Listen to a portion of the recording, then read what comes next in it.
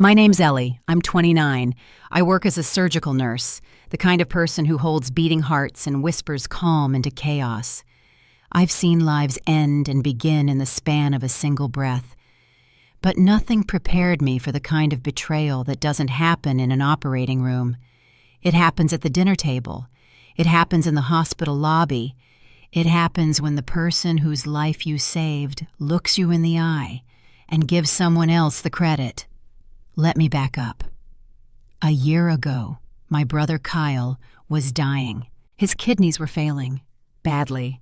He was on the transplant list, but his chances were shrinking by the week. His face had lost color. His eyes sank deeper with every passing month. And I'll never forget the call I got from Mom one night. "Ellie, if we don't find a donor soon, he might not make it." I didn't hesitate. I got tested the very next day. I was a match. A rare, near-perfect match. They told me the surgery wouldn't be without risk, that I'd be out of commission for weeks, that I could face complications, scarring, long-term fatigue. I didn't care. This was my brother. We weren't always close, but blood's blood, right? Kyle had always been the charming one, the golden boy. Everyone loved Kyle, especially when he was messing up. Somehow, his mistakes made him more lovable. He dropped out of med school after 2 semesters. At least he tried. Lost thousands in crypto. He's just ambitious. Brought home a new girlfriend every other holiday. He's still young. Me? I got straight A's, worked double shifts, paid off my student loans by 26, and I was just the responsible one. Still, when he needed a kidney, I gave it. Without question, without condition, without applause. The surgery went well. We both recovered. I spent days walking stiffly down hospital hallways, trying not to cry from the pain, but still checking on Kyle like a second job. He never said thank you. Not directly, but I figured maybe he was overwhelmed. Maybe he didn't know how. So I waited. And then came the incident. 3 weeks post-op, I was sitting in the living room, still in loose sweats, flipping through discharge paperwork, when my phone lit up. A coworker texted, "OMG, is it true about Kyle's girlfriend donating her kidney? You never said." I froze. What? I opened Instagram, and there it was. A post from Kyle's account. A picture of him and Sabrina, his latest girlfriend, lying in adjoining hospital beds, holding hands. The caption? "I wouldn't be alive without her. She gave me a second chance at life, and I'll never stop loving her for it. My hero." Hundreds of likes, comments pouring in. "She's incredible. True love. She deserves the world." And not a single mention of me. Not even a tag, not a comment, not a correction. I couldn't breathe. I reread the post 10 times. Maybe I'd missed something. Maybe it was a joke. Maybe it was just misworded. But no, it was clear. He'd told the world that Sabrina, the woman he'd been dating for less than 4 months, was the one who saved his life. And everyone believed it. Worse, she believed it too. I saw her comment, "I'd do it again in a heartbeat." My vision blurred, not from tears, from rage. Because while she was posting filtered selfies in his arms, I was changing my bandages in silence. While she was getting DMs from strangers calling her a living angel, I was limping to the pharmacy, picking up meds for nerve pain with the one kidney I had left. I didn't want fame. I didn't need a parade, but I deserved the truth, and Kyle knew it. He just didn't care, because Sabrina's version of the story made him look better, more romantic, more legendary. A man loved so deeply, his girlfriend gave him a kidney. It played better on TikTok. It made people cry. My version? It was quieter, messier, less convenient. A sister giving without asking. A woman who wasn't pretty in selfies or gushing in captions. just someone who bled and gave and disappeared. That was the moment I knew this wasn't about the kidney, this was about being erased. And I've been erased enough in this family to recognize when the pen's already in someone else's hand. But not this time. This time I was going to take the pen back, because you don't get to take a piece of my body and give the credit to someone who's never spent a day living in my skin. You don't get to wear my sacrifice like a costume, not without consequences. And trust me, they're coming. Stick around, because I'm done being the one they forget. I think I always knew I was second. It didn't matter how hard I worked, how good I was, how quiet or careful or thoughtful I made myself. I was never the first thing people saw when they looked at our family. They saw Kyle, and I can't even blame them, not entirely. Kyle knew how to enter a room like he owned it. That kind of charisma, it's intoxicating, especially when you don't see what's underneath it. When we were kids, he'd get caught sneaking snacks or skipping chores, and still get a wink from Dad. I once spilled juice at the dinner table and spent the next hour cleaning the carpet, while Mom reminded me, "You have to be more careful, Ellie. You're the older one." I was only 9. But even then, the pattern was clear. Kyle was sunshine. I was the shadow. He didn't study, but when he scraped by with a B- in high school, the whole family celebrated like he'd gotten into Harvard. I graduated top of my class and barely got a mention over dessert. And it wasn't just grades. Kyle got the biggest bedroom, the last slice of cake, the car on his 18th birthday that I helped pick out and pay for partially because I was already working a part-time job while taking AP Bio. I didn't mind, not at first. I told myself it was normal, that I was just more mature, that I didn't need the same kind of attention. But it wasn't normal. It was favoritism, and not the quiet, accidental kind. It was baked into the walls of our house. There was the time I got a scholarship, a full one. And when I told my parents, my dad blinked and said, "Wait, you applied to college?" Meanwhile, when Kyle got into a trade program for audio engineering, something he dropped after 3 months, they threw a barbecue. When I came home for the holidays from nursing school, I barely had a place at the table, literally. One year, Kyle brought a girl he'd been dating for 2 weeks, and they gave her my seat. I ended up on a folding chair in the corner. No one blinked, no one apologized. And the worst part? I didn't even get angry, because I had trained myself not to expect space, not at the table, not in the conversation, not in the story. Kyle was always the story. I was just the one who helped keep the chapters turning. So when he got sick, really sick, I didn't think twice. Of course I was going to get tested. Of course I'd be the one to step in. That's what I did. The good sister, the quiet one, the giver. Even when it hurt. Even when it cost me more than anyone could imagine. But the moment he posted that photo with Sabrina, the moment he gave my sacrifice to someone else like it was a gift receipt he could reassign, that's when I realized something. This wasn't the first time I'd been erased. It was just the first time I couldn't ignore it. And now I wanted the world to see what I'd been trained to hide, because I'm done sitting in the corner, and I'm not folding anymore. Kyle always had a way with women. That's what Mom used to say, like it was a badge of honor, like being charming but irresponsible was somehow a redeeming quality. "He's just got that smile," she'd tell people. "Girls fall for him instantly." And they did. He was tall, lean in that way that made him look athletic even when he hadn't lifted a weight in years. His hair fell just messy enough to seem effortless. He had one of those dimpled grins that made waitresses forget his bill and teachers ignore his late homework. But it wasn't just the look. It was the way he made people feel seen for about 5 minutes at a time. Kyle had this laser-focused attention span when he wanted something from you. For 5 minutes, you were the center of the universe. Then he moved on. I watched it happen a dozen times growing up.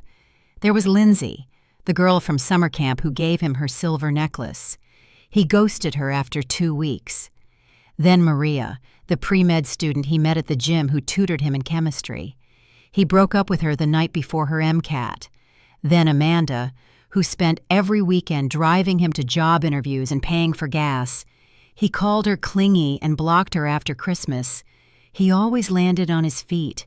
There was always another girl, another audience, another version of the same story. But none of them had ever been cast as the hero, not until Sabrina. Sabrina was different, at least in how the family reacted to her.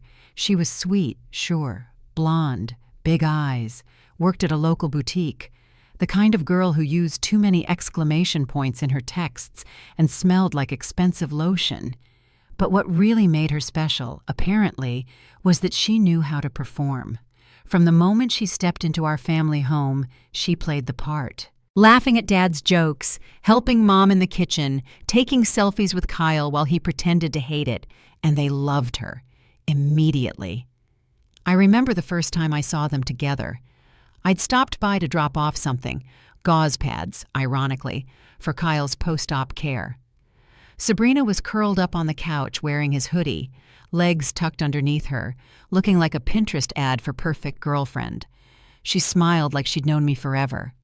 "Ellie, Kyle told me you're a nurse. That's so amazing. You must be, brilliant." I forced a smile. "Something like that." Kyle didn't even look up from his phone. I should have left then, but I stayed.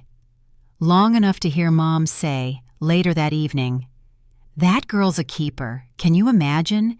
Giving a kidney for someone you love? That's real commitment."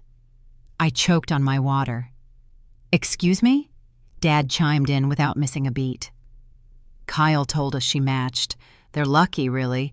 Some couples just align like that." He looked proud. Not just of Kyle, but of Sabrina. Like she was an extension of his own legacy. Like he had created this romantic miracle. And Kyle just let it happen. Let them believe it. Let them rewrite the narrative. Let them frame Sabrina as this modern-day Florence Nightingale. And me? I was back on the folding chair, invisible, disposable. I remember going home that night and staring at my scar in the mirror. It was ugly, jagged, angry-looking, the kind of scar that doesn't fade quietly. I traced it with my fingers and whispered the thing I'd been afraid to say out loud. "They don't see me, not even now." It wasn't just about Kyle. It was about all of them. How they needed their story to be beautiful, not honest. And honesty? That meant confronting the fact that their precious son didn't say thank you, that their golden boy wasn't golden, that maybe, just maybe, the daughter who never needed attention was the one who deserved it most. But that didn't fit the image. So they picked the Instagram version, the curated story, the prettier hero, the one who wore lip gloss and fit in frames. And Kyle let them, because he always knew how to read the room. And Kyle, the master of selective memory, understood that truth didn't matter as much as perception. So he let them crown Sabrina, let them repost his caption, let them hand her flowers and toast her over dinner. And I sat in silence, for a while. But here's what he forgot. The thing about givers? We may be quiet, but when we've had enough, we don't shout. We act. There are two kinds of recovery after organ donation. The physical one, slow, brutal, unforgiving. And the emotional one, quieter, but sometimes even more vicious.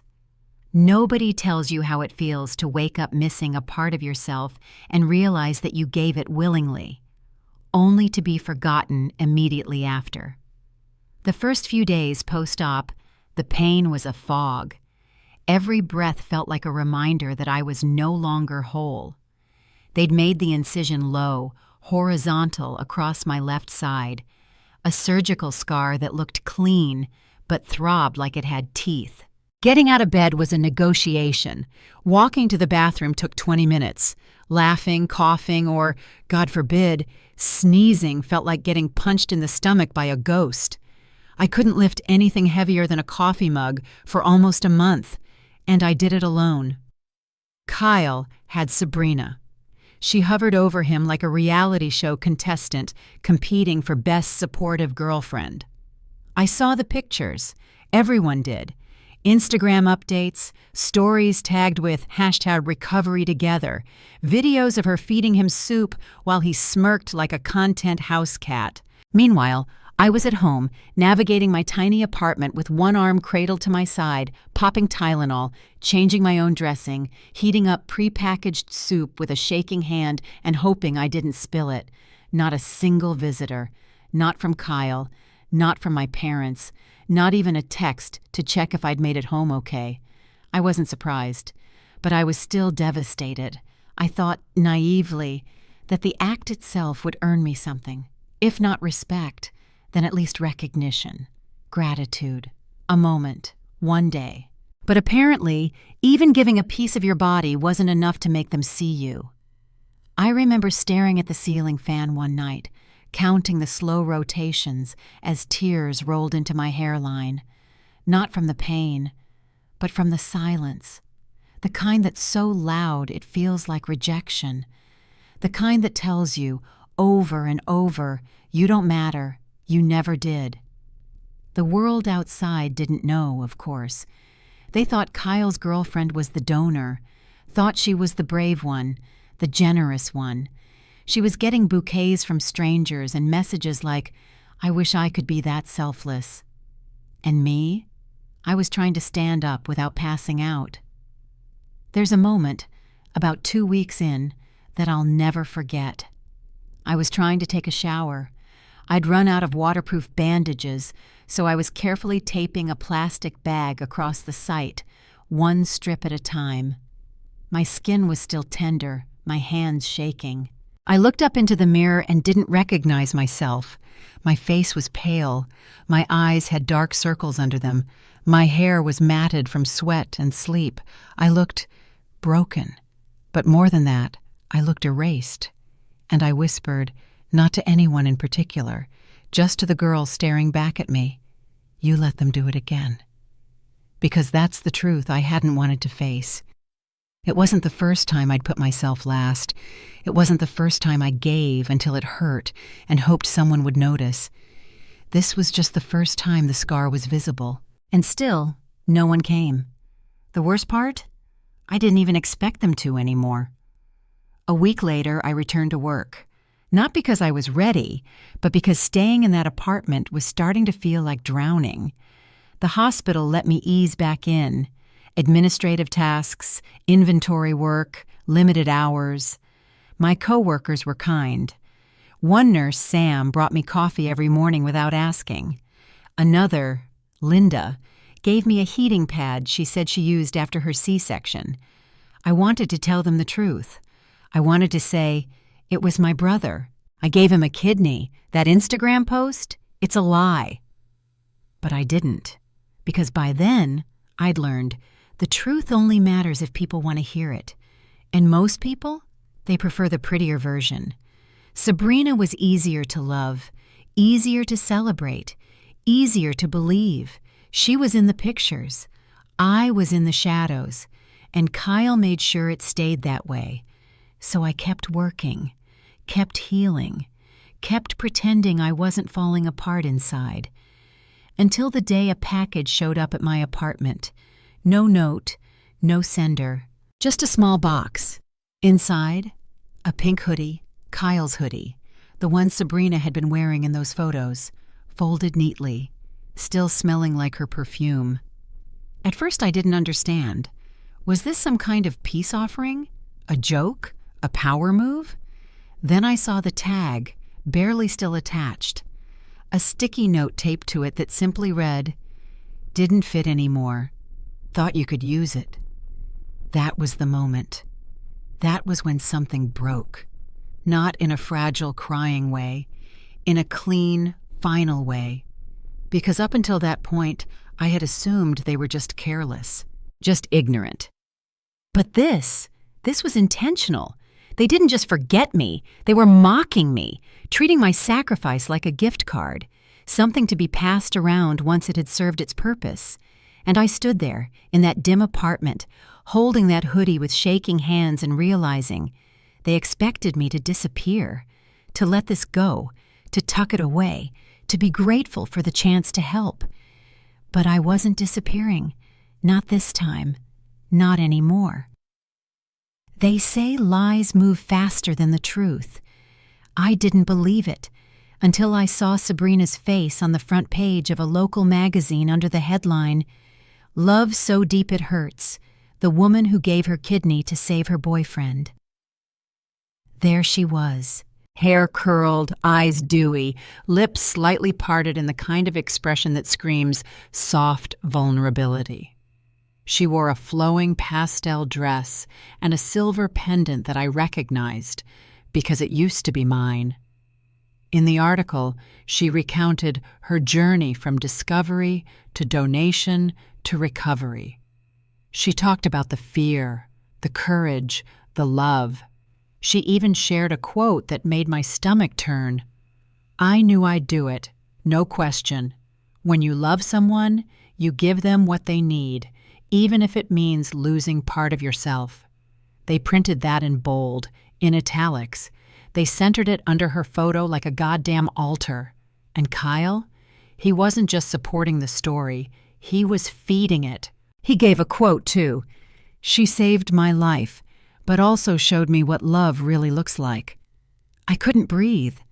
Not because it was untrue, but because it was so deliberately twisted. This wasn't just a lie anymore. It was a narrative, one they were curating, sharing, selling. Sabrina's followers doubled overnight. She started a blog about healing through sacrifice. A video of her crying during an interview went viral. Someone started a GoFundMe to support her post-donation recovery, and it raised over $40,000 in 2 days. She wasn't just famous, she was being celebrated like a martyr. Meanwhile, I was still bandaging the edges of my scar, still limping from nerve pain, still paying out of pocket for the medications that Sabrina's fan base had now fully funded on her behalf. I wish I could say I was noble about it, that I smiled quietly and let her have the spotlight, but I didn't. I threw the magazine across my kitchen. I screamed into a towel until my voice cracked. I drafted messages I never sent, long, scathing explanations of the truth with photos attached, hospital records, my surgical wristband, even the doctor's note that still hung on my fridge. But every time I hovered over send, I hesitated. Because the truth is, I was afraid no one would believe me. She had the story first. She had the following. She had Kyle's support. She had the performance. And me? I had pain. Real pain. But real pain doesn't photograph well. It doesn't trend. It doesn't get published with soft lighting and pastel captions. So I stayed silent. Until one day, I got an email that changed everything. It was from a journalism student named Becca. She was writing a thesis on the ethics of online narratives, how social media distorts real-life events. She'd been following Sabrina's story, and something felt off, she said. She found a photo someone had posted from the hospital parking lot, a blurry, accidental snap of 2 patients being wheeled out side by side. Sabrina and Kyle. Only Sabrina didn't have an IV, didn't have a bandage, didn't even look tired. But I did. In the background, hair a mess, face pale, gown rumpled, holding my side as I was helped into a wheelchair. Becca sent the photo and wrote, "I know you don't know me, but I think this story isn't real. And I think you're the one who's been erased. If you're willing to talk, I'd like to hear your side." My hands shook reading that. It was the first time in months, that someone saw me without me begging to be seen. I didn't answer right away. I stared at that email for 3 days, reread it 100 times, because as much as I wanted the truth out, I was scared, not of Kyle, not even of Sabrina. I was scared of what it would mean to step into the light after being trained to survive in shadows. But on the 4th day, I responded. We met in a quiet cafe. Becca was young, maybe 22, but sharp. She didn't smile too much. She didn't interrupt. She just listened. And when I finished telling her everything, she nodded and said, "They built their story on your silence, but silence isn't consent. It's just exhaustion." That line stuck with me. She published the article in her university's paper, and it exploded far beyond the campus. Because the thing about the truth, it might move slow, but once it lands, it hits hard. The article dropped on a Tuesday morning. No headlines, no PR push, just one link, posted to a modest student blog under the title, "When the Truth Doesn't Trend, the Real Donor Behind the Viral Kidney Story." It opened with the photo. That blurry parking lot snapshot, me hunched in a wheelchair, eyes half-lidded from anesthesia, the surgical bandage clearly visible under my hospital gown. Beside me, Kyle, smiling. And behind us? Sabrina, in full makeup, holding her phone up like she was already halfway through crafting the caption. The story unfolded in clean, measured paragraphs. Not angry, not tabloid, just facts. The hospital confirmation that only one surgery occurred. The operating records. My signed donor consent forms. A testimony from Becca's anonymous source, a surgical assistant who recognized me from post-op care. And finally, my words, for the first time. I didn't want a spotlight. I just wanted the truth. I didn't want applause. I wanted my brother to tell the story right.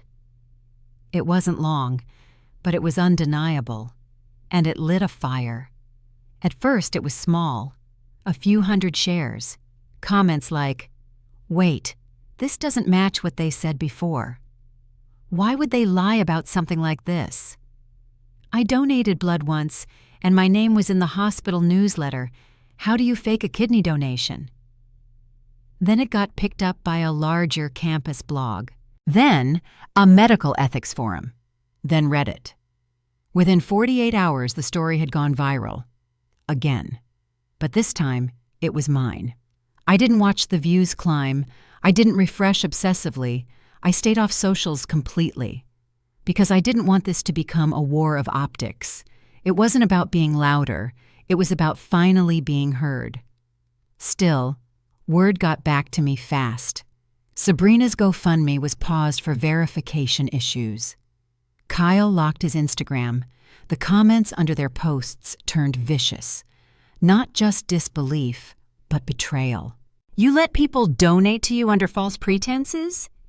This woman gave you a kidney and you let your girlfriend pretend it was hers? You made a whole brand out of a lie." But the worst blow came from a video.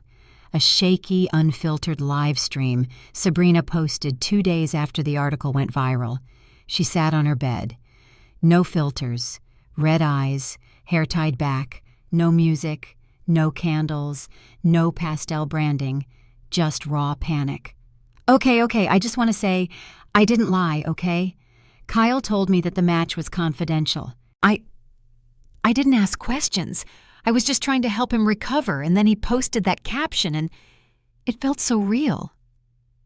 She sniffled, cried, paused. And yeah, maybe I leaned into it. But it was romantic. And I never said I was the donor. He did. I just went with it. I didn't know it would get this big. The comments were brutal. Because if there's one thing the internet hates more than liars, it's performative liars who get caught and cry.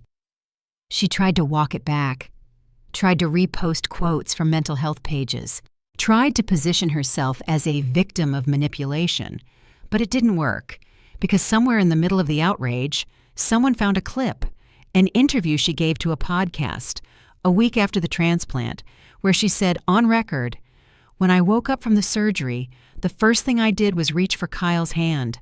I knew it was all worth it." Except now, we all knew she'd never been on that table. She hadn't woken up from anything, except the lie she helped write. Kyle, for his part, said nothing, for days. Then, on Friday evening, he posted a statement, a screenshot of an iPhone note, white background, black text. "To those who have followed my recovery journey, I owe you the truth. The donor was not my girlfriend. It was my sister. I allowed a misunderstanding to grow, and I didn't correct it when I should have. For that, I am deeply sorry. I was scared, overwhelmed, and I let the narrative take over. I'm working to make things right with my family. Please respect our privacy." No apology to me, no mention of how he benefited financially, no mention of Sabrina's GoFundMe, no mention of the fact that he called me dramatic when I brought it up weeks ago. Just generic regret, disguised as reflection. And still, somehow, the comments were split. Some said, "At least he came clean." Others called it too little too late. But the message I kept seeing over and over was this: how do you let someone give you an organ and then pretend someone else did it? How indeed. The days that followed were strange. Friends from high school reached out, some apologizing for never seeing me clearly. Old coworkers sent texts. Even a few nurses from the hospital said, "I knew it was you. I remember your eyes when they wheeled you in." But the message that hit hardest came from a stranger, a girl named Leah. She sent me an email that simply said, "I didn't donate a kidney. I just gave my savings, my time, my whole self to a guy who took everything and then thanked another girl for it." I thought I was crazy, but reading your story, I'm not. You gave me back my clarity. Thank you. And that, more than the article, more than the exposure, was the moment I knew. This wasn't just my story. It was ours. Every girl who gave too much. Every sister who stood in the background. Every woman who got told, "You're being too sensitive," when she spoke the truth. This wasn't revenge. It was reclamation. And I was just getting started. The first time I spoke publicly, really spoke, was at a small medical ethics panel. It wasn't glamorous. There were no flashing cameras, no live streams, just a few rows of folding chairs, a cheap microphone, and a projector that kept flickering every 15 minutes. But it was real. The invitation had come from Becca's professor, someone who read her article and reached out to ask if I'd share my experience as a case study. They didn't call me a victim. They called me a truth holder, and I liked that. I almost didn't go. Even after everything, the article, the backlash, the viral reactions, part of me still felt like I was stepping into someone else's space, like I was borrowing a spotlight that wasn't meant for me. But then I thought of every woman who messaged me after the article dropped, every stranger who said, "Thank you for saying it out loud." I thought I was the only one. You gave me words for something I couldn't explain. And I realized something. Maybe I hadn't just found my voice. Maybe I had a responsibility to use it. So I walked to that podium, heart pounding, palms slick, and I began. "I donated my kidney to my brother," I said, and then I watched his girlfriend get praised for it. The silence was instant. Not shocked, not skeptical, just the stillness of people listening with their whole body. I told them everything, not with drama, not with bitterness, just facts. What I gave, what they took, what they rewrote, and how easy it was, frighteningly easy, for the world to believe a prettier version of the story over the truthful one. When I finished, the moderator asked me a simple question. If you could go back, knowing what you know now, would you still donate? I paused and said quietly, but clearly, yes, because I didn't do it for their thanks. I did it because I'm the kind of person who shows up. That's who I am, even when no one's looking. The applause wasn't loud, but it was steady. And when I stepped down, something had changed. Not just in the room, in me. Because that was the moment I realized I didn't need to fight for the truth anymore. It was already standing on its own. After the panel, everything started to shift. Not overnight, not with fireworks, but slowly, like the ground beneath Kyle's carefully curated empire had begun to buckle. I didn't set out to ruin him, at least not at first. But when you start pulling one thread of a lie, you begin to see how many things were stitched together just to keep it from unraveling. Kyle had always been the golden one, not just in the family, but in the community. The boy with the charming smile, the athletic build, the entrepreneurial spirit. People ate it up. Coaches loved him. Teachers gave him second chances. Girls lined up to fix him. My parents? They built their entire identity around being the parents of someone special. And now, his entire identity was cracking, live and in high definition. After the article in my panel went semi-viral, more questions started bubbling up online. Not just about the kidney, about everything.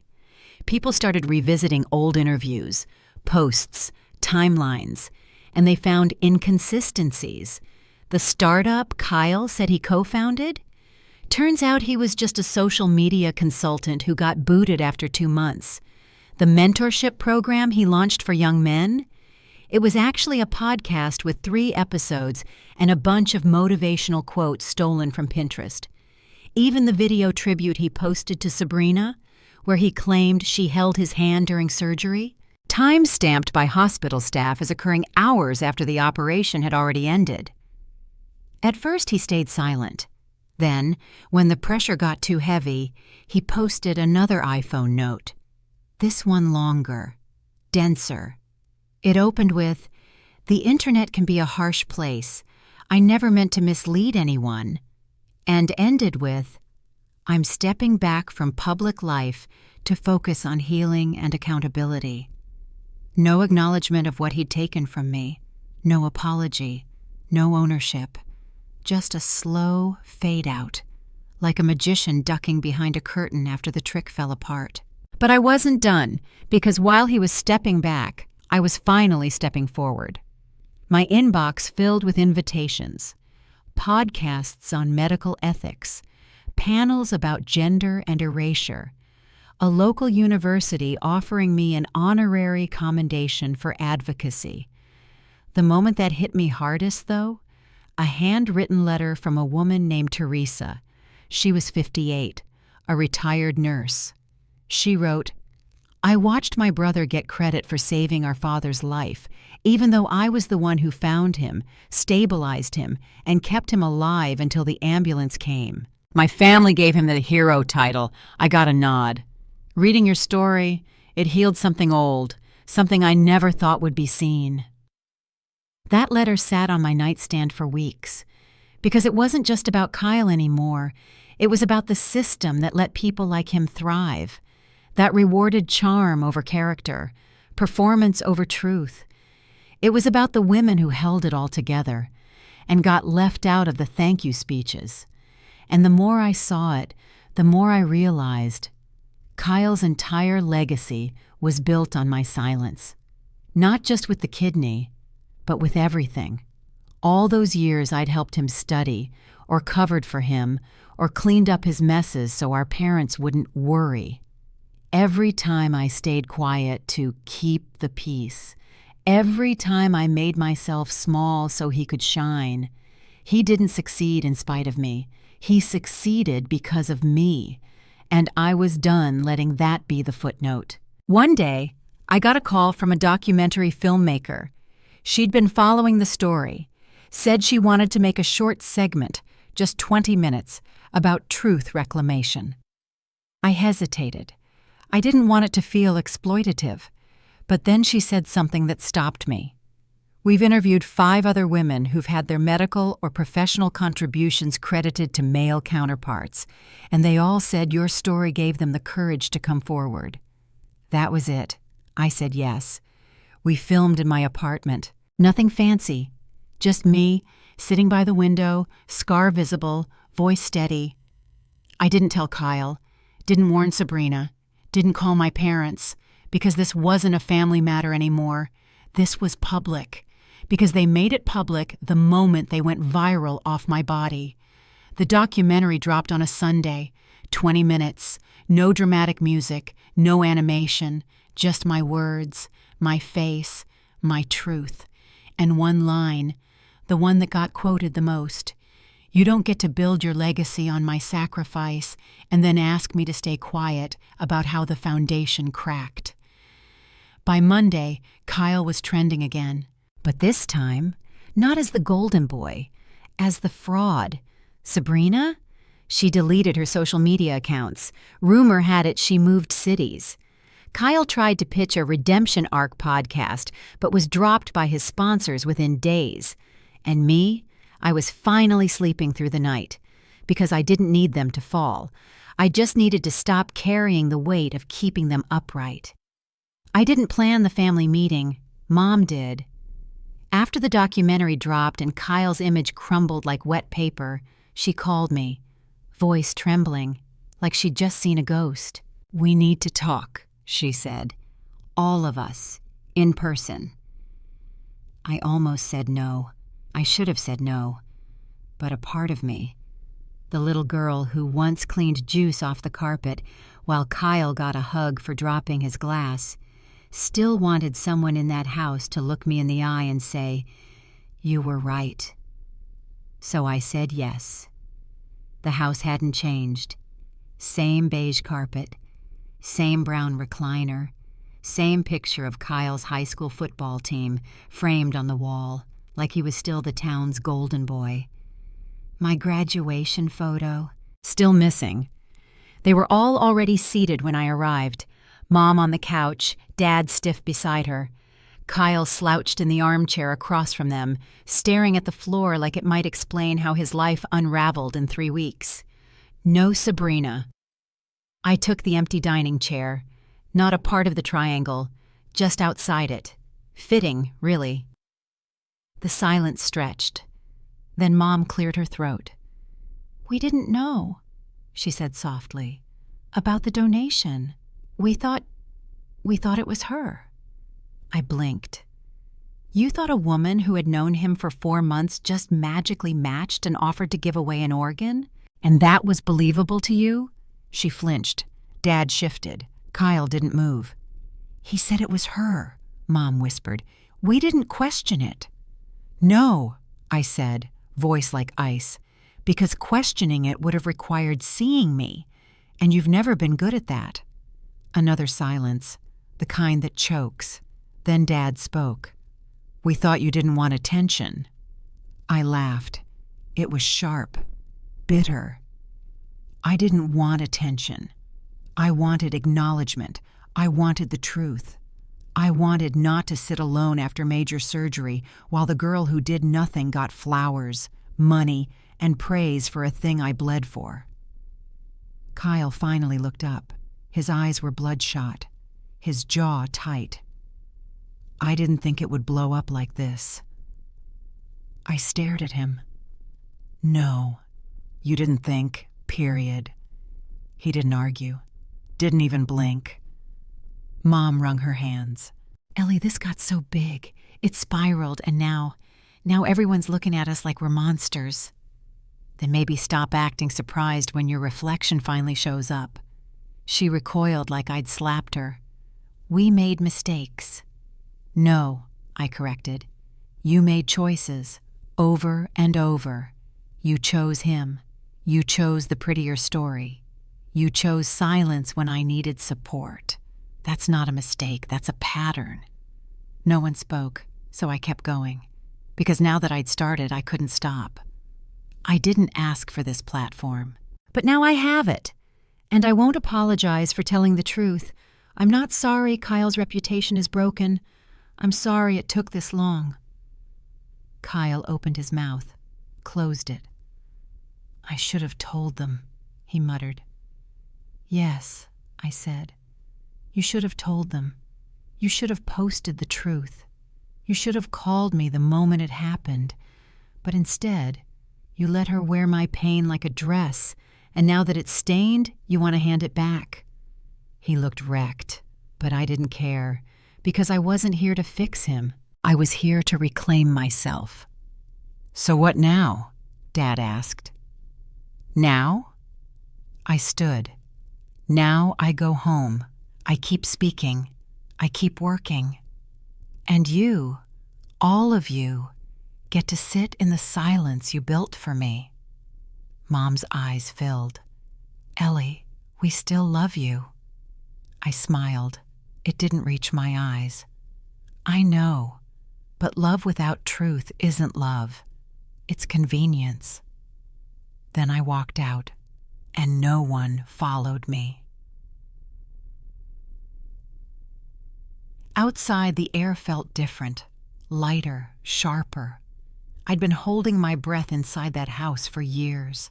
Finally, I exhaled. Because sometimes closure isn't a hug. It's walking out the door and realizing you were never the broken one. They just never saw your strength. Sabrina never responded to the documentary. Not a tweet, not a story, not a carefully worded PR apology typed in the Notes app. She just vanished. Her blog disappeared. Her Instagram went private.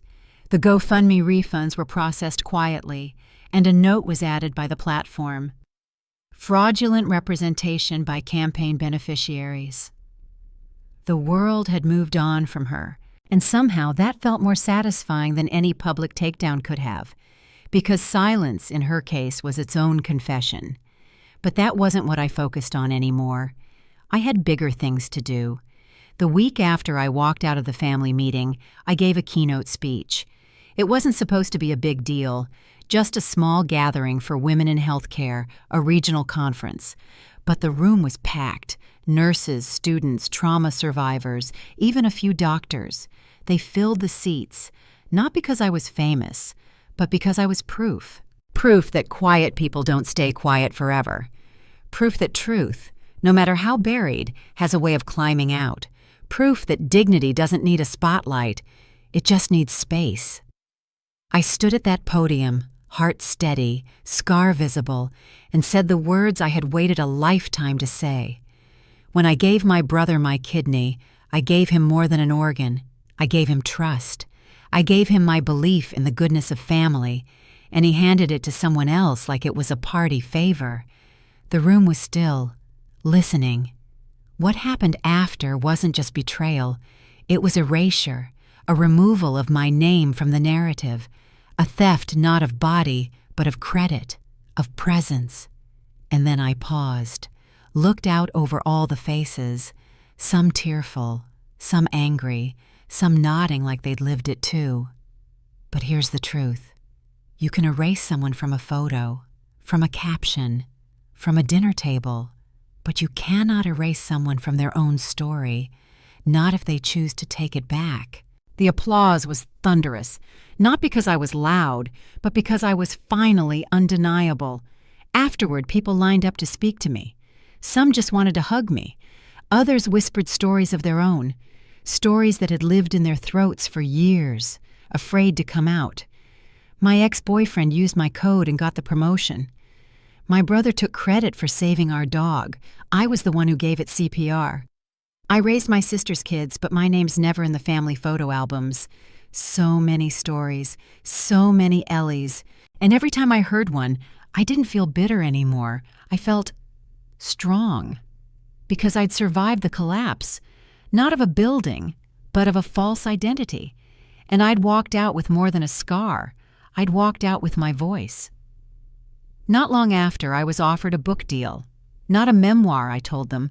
A guide, a call, a fire starter. Something for women who were tired of being called dramatic when they spoke or selfish when they asked for acknowledgement. I titled it, The Quiet One Doesn't Stay Quiet. The publisher loved it. But more importantly, So did the readers. Within 3 months of its release, I started hearing from high schools, college faculty, nurse programs, even HR departments.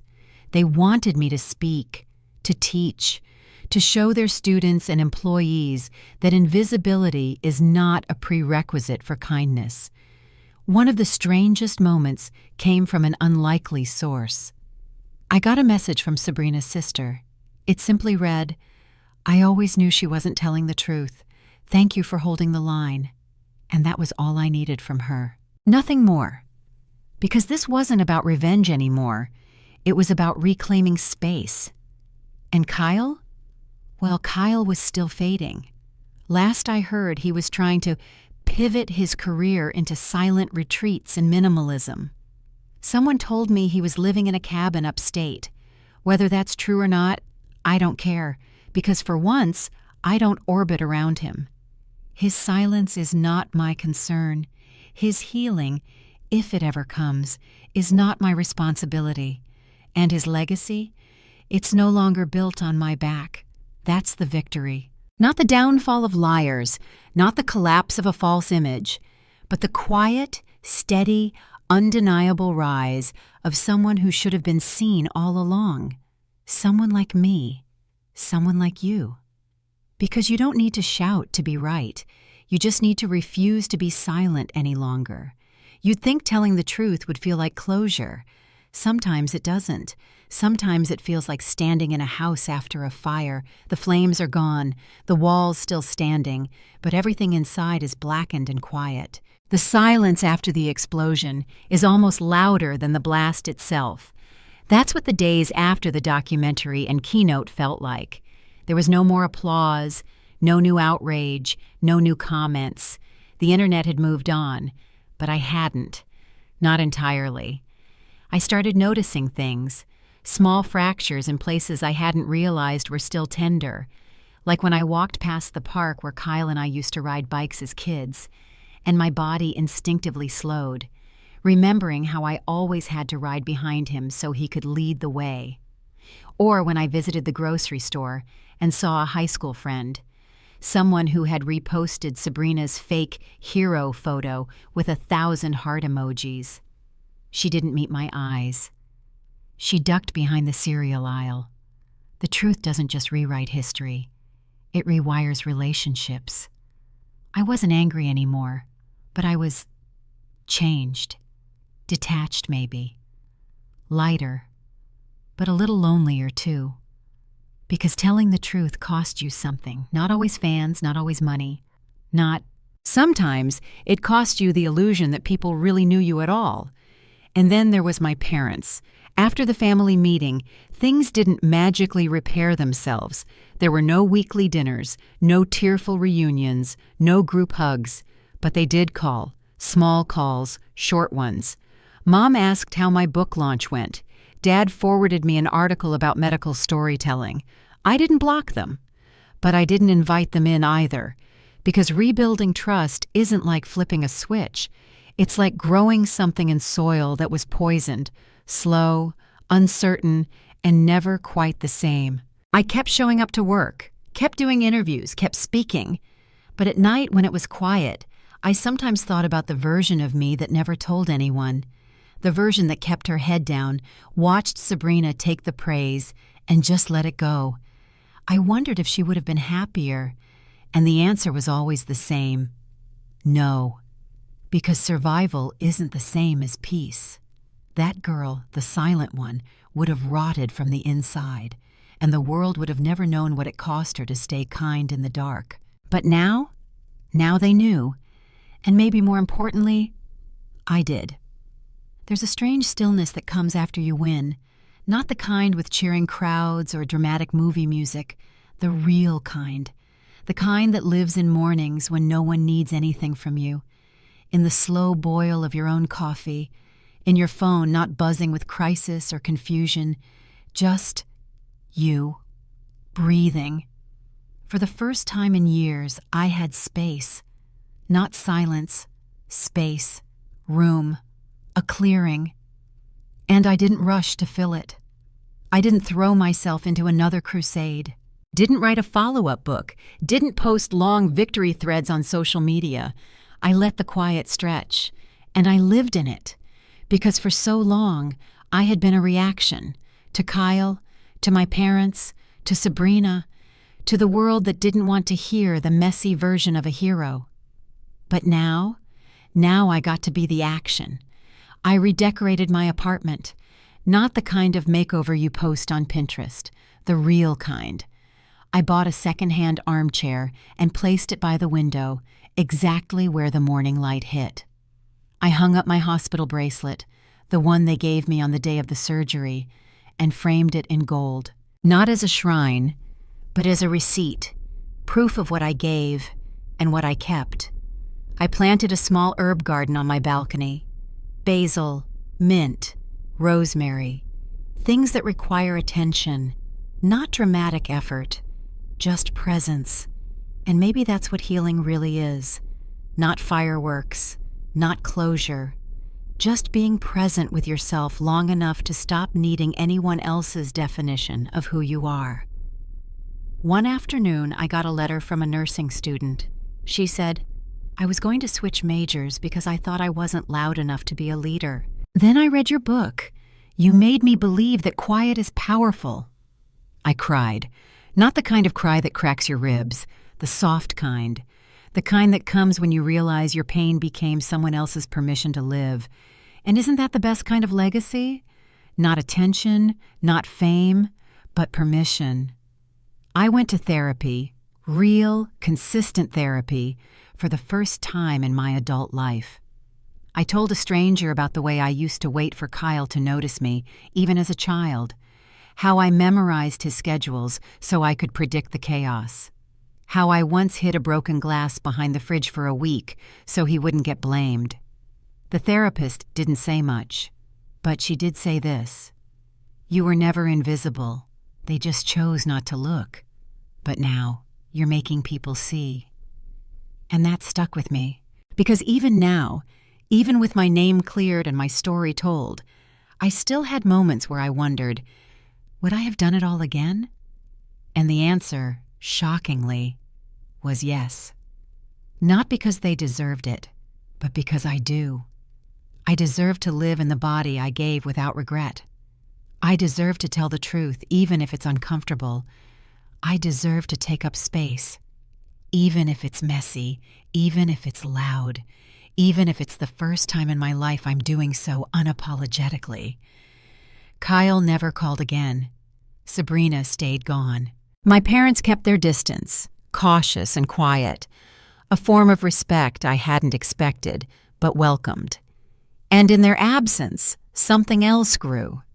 Friendships, sisterhoods, readers turned allies, women who sent postcards from across the world with words like brave and seen scribbled on them. And I held every single one close. Because this wasn't just the space I made for myself. It was the space they helped me build by believing me, by listening, by saying, "Your story matters." And now I live. Not as a cautionary tale, not as a survivor, not even as a heroine, but as myself. Fully, finally, unapologetically. They say healing isn't linear. I think it's circular. You walk through a ring of fire, and when you survive it, you don't exit in a straight line. You return to yourself, to the beginning. But this time, you're not small. You're not quiet. You're not hoping someone else will see you. You've seen yourself, and that changes everything. After the storm passed, after the articles stopped trending, the interviews slowed down, the world moved on, I started asking myself a question I had never dared to before. If I had no guilt, no obligation, no expectations, who would I choose to keep in my life? It's harder than it sounds. Because when you spend your whole life as the dependable one, your relationships tend to revolve around your usefulness, not your truth, not your joy, just what you can give. But now I wasn't giving from obligation. I was choosing, and that meant letting go. I stopped calling friends who only reached out when something dramatic happened. I muted family group chats where no one had asked how I was post-op. I blocked a few people who just wanted to hear my side, only so they could stir up more gossip.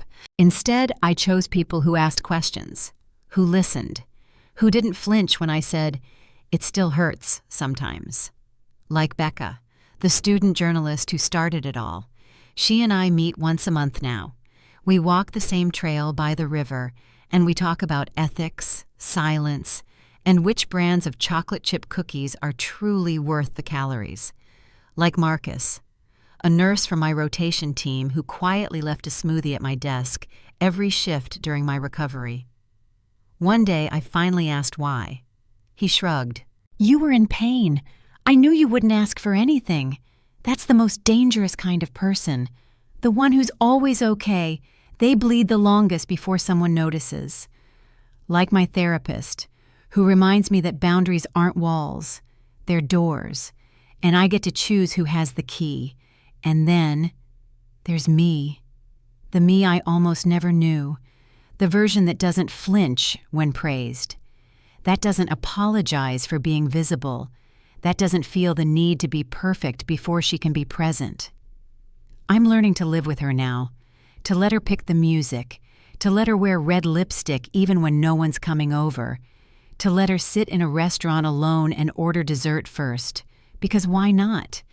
I thought finding peace meant forgiving everyone. It doesn't. Sometimes it means forgiving yourself for believing them, for waiting, for shrinking, for thinking that love was supposed to hurt. But now, love, the real kind, looks different. It looks like a neighbor knocking on your door with soup and no strings attached. It looks like waking up and not feeling like you owe the world an explanation. It looks like silence, not as punishment, but as peace. I still have the scar. It hasn't faded much. Sometimes when I change in front of the mirror, I trace it with my fingers. I don't wince anymore. I nod, like a soldier nods at a medal, not for pride, but for proof.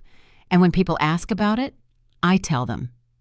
I tell them I gave a kidney to my brother, and then I gave myself permission to stop giving to people who only took. I don't water dead things anymore. I don't explain why I walked away. I just walk. Forward, on my own terms. Because the fire didn't break me. It revealed me. And I chose who walks with me now. There was a moment not long ago where I stood in front of a crowd of high school students, some slouching in chairs, others quietly watching, a few clearly distracted, and I asked them a question I never imagined I'd say out loud. What would you do if someone else took credit for your courage? The room went still, not because it was profound, but because every single one of them had already felt it, even if they didn't have the words for it yet. That's the thing no one tells you about being erased. It doesn't always look dramatic. Sometimes it's subtle, quiet, a story retold without your name, a memory reframed without your effort, a moment twisted until you're just a background blur. But that day, on that stage, I didn't feel like a blur. I felt solid, anchored, whole. After my talk, a girl came up to me, no more than 16, dark curls, shaky voice, eyes that looked like they'd been taught to look down. "I used to think being quiet made me safe," she said. "Now I think it just made me invisible." I knelt, took her hand gently and said, "Being quiet isn't a flaw. It's a strength. But silence should be a choice, not something forced on you." She nodded, and I knew she understood, the way I once wished someone had helped me understand, because that's how the story ends. Not with fireworks, not with revenge, but with legacy. With the quiet girl standing tall so others can find their voice faster. I used to think my life had been hijacked, that my kindness had made me weak, that my body had been used, that my story had been stolen. But here's what I know now. You can take a photo without me. You can tell a version of the tale that edits me out. You can even wear my name for a while and hope no one notices. But in the end, the truth finds its way home. And when it does, it stands. Not begging, not screaming, just standing. And that's what I do now. I stand. In my name, in my truth, in the reality that I did something no one else would. I gave. I was erased. I spoke. And now I am heard. My name is Ellie Harper. I gave my kidney to save my brother. And when he gave the credit to someone else, I took it back. With grace, with fire, with proof. And I didn't stop there. Because this is not a story of revenge. It's a story of return, of reclaiming, of becoming whole after being whittled down. So if you're reading this, or listening, or scrolling past a post that feels too familiar, let me leave you with one final thing. You don't need to fight to be seen. You just need to stop hiding, and the world will adjust. Let them catch up to your truth. Let them stumble over your name as they learn how to say it with the respect it always deserved. Let them watch you rebuild what they tried to ignore, because your story, it was never too small, it was never too quiet, it was just waiting for you to own it. Now go do that. The world is listening.